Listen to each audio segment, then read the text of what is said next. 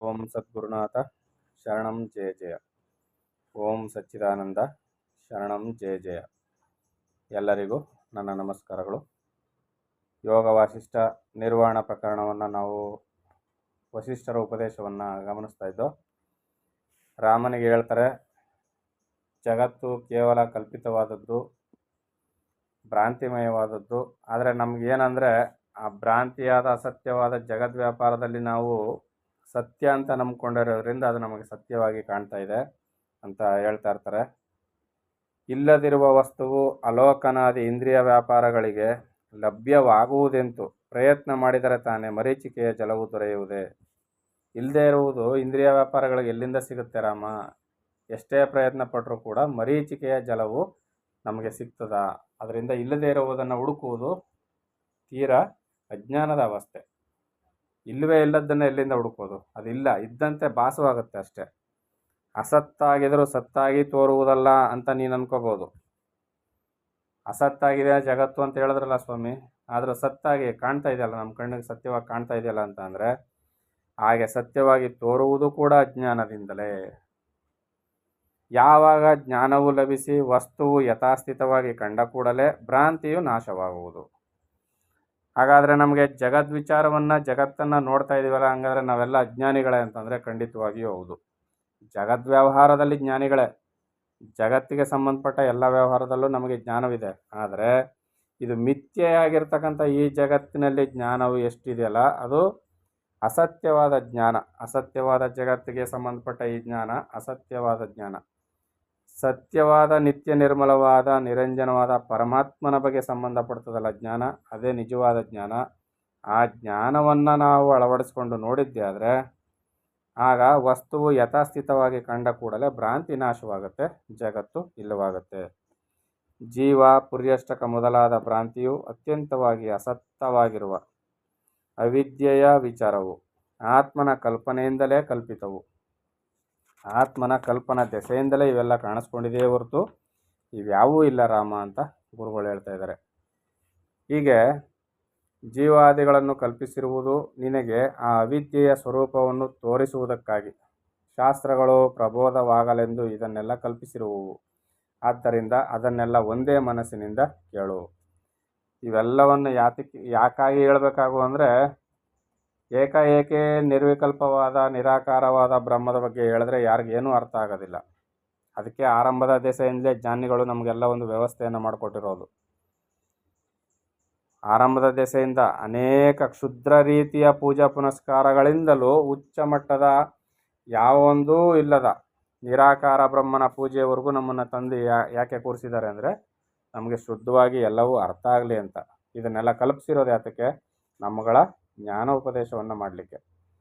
ಬಾಹ್ಯಾರ್ಥ ದರ್ಶನದಲ್ಲಿ ಕುತೂಹಲಗೊಳ್ಳುವುದೆಂಬ ಕಲಂಕವನ್ನು ಪಡೆದ ಚಿತ್ತು ಕಲೆಯಾಗಿ ಎಂದರೆ ಸಣ್ಣದೊಂದು ಭಾಗವಾಗಿ ಪುರ್ಯಷ್ಟಕದಲ್ಲಿ ನಿಂತು ಜೀವತ್ವವನ್ನು ಹೊಂದಿತು. ಈ ಚಿತ್ತು ಏನಾಯಿತು? ಪುರ್ಯಷ್ಟಕದಲ್ಲಿ ನಿಂತು ಜೀವತ್ವವನ್ನು ಹೊಂದಿತು. ಕತ್ತಲಲ್ಲಿ ಬಾಲಕನು ಯಕ್ಷನನ್ನು ತನ್ನ ಭ್ರಾಂತಿಯಿಂದ ಕಾಣುವಂತೆ. ಈಗ ಒಂದು ಕತ್ತಲೆ ಕೋಣೆಯಲ್ಲಿ ಅಲ್ಲಿ ಯಕ್ಷನು ಅಥವಾ ಭೂತ ಇರೋದಿಲ್ಲ, ಆದರೆ ತನ್ನ ಭ್ರಾಂತಿ ಆ ಭಯದಿಂದ ವಿಚಲಿತವಾದ ಮಗುವಿನ ಮನಸ್ಸಿನಲ್ಲಿ ಆ ಪ್ರೇತ ಇದ್ದೇ ಇರ್ತದೆ. ಆ ರೀತಿಯಲ್ಲಿ ಈ ಜೀವನು ಏನೇನು ಭಾವಿಸಿಕೊಂಡರೆ ಅದದು ತಾನು ಆಗಲಿ ಆಗದಿರಲಿ ಆದನೆಂದುಕೊಳ್ಳುವನು. ಈಗ ಮಗುವಿನ ವಿಚಾರವೇ ಬೇಡ, ಎಷ್ಟೋ ಬೆಳೆದು ಪ್ರೌಢಾವಸ್ಥೆಗೆ ಬಂದಿರೋರು ಸಹ ಕತ್ತಲಿನಲ್ಲಿ ದೆವ್ವಭೂತಗಳ ವಿಚಾರವಾಗಿ ಭಯಪಡ್ತಾರೆ. ಆ ಭಯಪಡುವ ಅವಸ್ಥೆ ಅವ್ರನ್ನ ಯಾವ ಮಟ್ಟಕ್ಕೆ ತಳ್ಳಿರ್ತದೆ ಅಂದರೆ, ನನ್ನ ಪಕ್ಕದಲ್ಲಿ ನಿಂತಿತ್ತು, ಕೋಣೆಯಲ್ಲಿ ಹೋಯ್ತು, ಈ ಕಡೆಯಿಂದ ಆದೋಯ್ತು, ಆ ಕಡೆಯಿಂದ ಆದೋಯ್ತು ಅಂತ ಹೇಳ್ತಾ ಇರ್ತಾರೆ. ಇದೆಯಾ ಅಂದರೆ ಇದೆ, ಅಂದರೆ ಇದೆ, ಇಲ್ಲ ಅಂದರೆ ಇಲ್ಲ. ಜಗತ್ತು ಕೂಡ ಹಾಗೆಯೇ. ಜ್ಞಾನಿಗಳ ದೃಷ್ಟಿಯಲ್ಲಿ ಜಗತ್ತು ಮಿಥ್ಯೆಯಾದ ಜಗತ್ತು ಇಲ್ಲ. ಆದರೆ ನಮಗೆ ಅಜ್ಞಾನಕ್ಕೆ ಒಳಪಟ್ಟವರ ದೃಷ್ಟಿಯಲ್ಲಿ ಏನಾಗಿದೆ? ಅವು ಇದೆ. ಇಲ್ಲಿಯೂ ಕೂಡ ಬೇತಾಳವೆಂಬುದು ಕೂಡ ಭಯಗ್ರಸ್ತ ಮನಸ್ಸಿನಲ್ಲಿ ಅದು ಸ್ಥಾನವನ್ನು ಪಡ್ಕೊಳ್ತದೆ, ಅಸ್ತಿತ್ವವನ್ನು ಹೊಂದುತ್ತದೆ. ಭಯವಿಲ್ಲದವರ ದೃಷ್ಟಿಯಲ್ಲಿ ಅದು ಏನೇನೂ ಇಲ್ಲವಾಗುತ್ತೆ. ತಾನು ದೇಹಿಯು ತನಗೆ ದೇಹ ಉಂಟು ಎಂದುಕೊಂಡು ಪಂಚಭೂತಗಳ ಪಂಚೀಕರಣದಿಂದ ಆದ ದೇಹವನ್ನು ಪಡೆಯುವನು. ಹಾಗೆಯೇ ದೇಹದಲ್ಲಿ ಇಂದ್ರಿಯಗಳು ಉಂಟು ಎಂದುಕೊಂಡು ಆ ಇಂದ್ರಿಯಗಳು ಹುಟ್ಟುವುದನ್ನು ಕಾಣುವನು.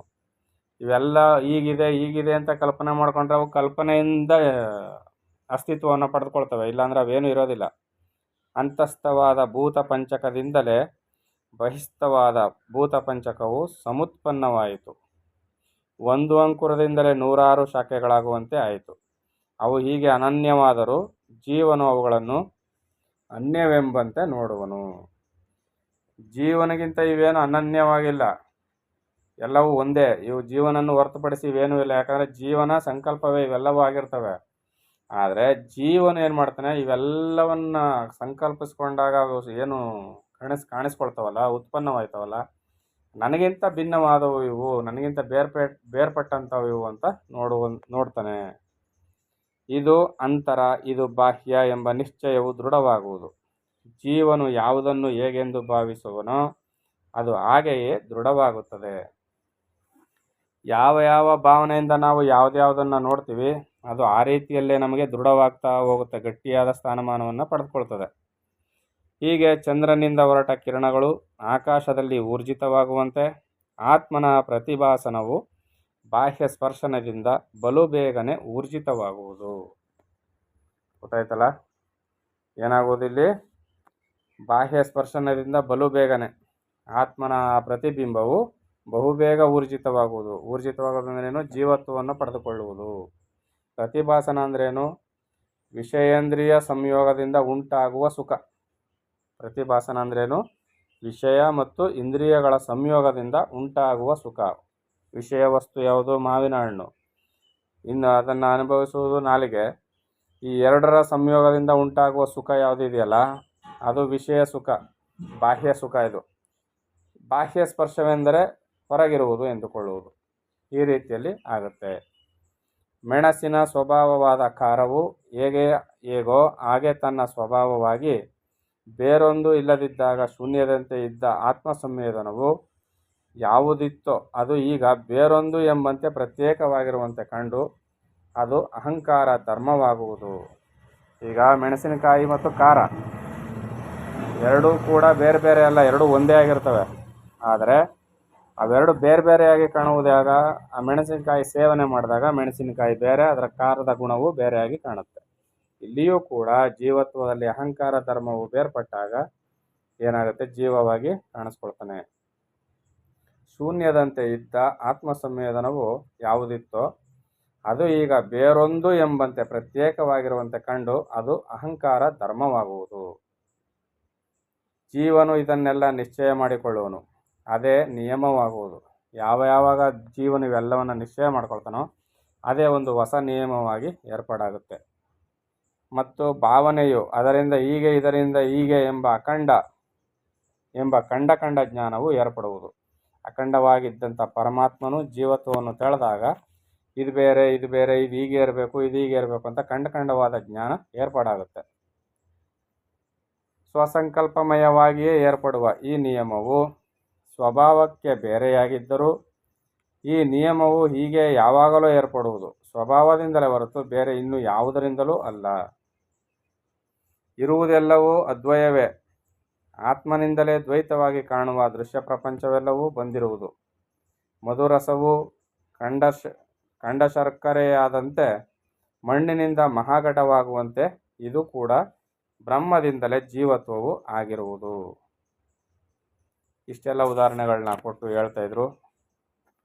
ದೇಶ ಕಾಲ ಆದಿಗಳು ಹುಟ್ಟಿಕೊಂಡು ಸನ್ನಿವೇಶಗಳು ಬೇರೆ ಬೇರೆಯಾಗಿ ತೋರುವುದರಿಂದ ಈ ದ್ವೈತವು ಸಂಭವಿಸಿರುವುದು. ಆದರೆ ದೇಶಕಾಲಾದಿಗಳು ಈಶ್ವರನಲ್ಲಿ ಸಂಭವವಿಲ್ಲವಾಗಿ ಅಲ್ಲಿ ದ್ವೈತವಿಲ್ಲ. ಎಲ್ಲ ಅರ್ಥ ಆಗ್ತದಲ್ಲ ಚೆನ್ನಾಗಿ? ವೃಕ್ಷರಸವು ಎರಡಲ್ಲ ಒಂದೇ ಆಗಿದ್ದರೂ ದ್ವಿತ್ವವನ್ನು ವಹಿಸಿಕೊಂಡು ವೃಕ್ಷದಲ್ಲಿ ಇಲ್ಲಿ ಹೂವಾಗಿ ಅಲ್ಲಿ ಪತ್ರವಾಗಿ ಉದಿಸುವಂತೆಯೇ ಅಹಂ ಎಂಬುದು ಆತ್ಮನಲ್ಲಿ ಹುಟ್ಟುವುದು. ಅದರಿಂದ ನಮ್ಮಲ್ಲಿರುವ ಸತ್ತ ಯಾವುದೋ ಅದೇ ಬ್ರಹ್ಮವು. ಈಗ ಒಂದು ಬೀಜವನ್ನು ನೆಟ್ಟರೆ ನಾವು ಆ ಬೀಜ ಮೊಳತೆ ಏನಾಗುತ್ತೆ? ಎಲೆ, ಗಿಡ, ಕೊಂಬೆಗಳು, ಹೂವು, ಹಣ್ಣು ಎಲ್ಲ ಬೇರೆ ಬೇರೆ ಆಗಿದೆ. ಒಂದೇ ಸಾರಾಂಶ ಬೇರೆ ಬೇರೆಯಾಗಿ ಕಾಣಬರುತ್ತದೆ. ಇಲ್ಲಿಯೂ ಕೂಡ ಪರಬ್ರಹ್ಮವೇ ಅಹಂಕಾರವನ್ನು ತಾಳಿದ ಆ ಜೀವತ್ವ ಭಾವದಲ್ಲಿ ಜಗತ್ತಾಗಿ ತೋರ್ಪಡಿಸ್ತದೆ ಅಂತ ಇಲ್ಲಿ ಗುರುಗಳು ಹೇಳ್ತಾಯಿದ್ರು. ಮುಂದೆ ಏನು ಹೇಳ್ತಾರೆ ಅಂತ ಮುಂದಿನ ಆಡಿಯೋದಲ್ಲಿ ನೋಡೋಣ. ಎಲ್ಲರಿಗೂ ಒಳ್ಳೆಯದಾಗಲಿ.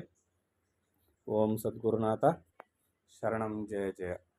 ಓಂ ಸಚ್ಚಿದಾನಂದ ಶರಣಂ ಜಯ ಜಯ. ಹರಿ ಓಂ ತತ್ಸತ್. ಹರಿ ಓಂ ತತ್ಸತ್. ಹರಿ ಓಂ ತತ್ಸತ್.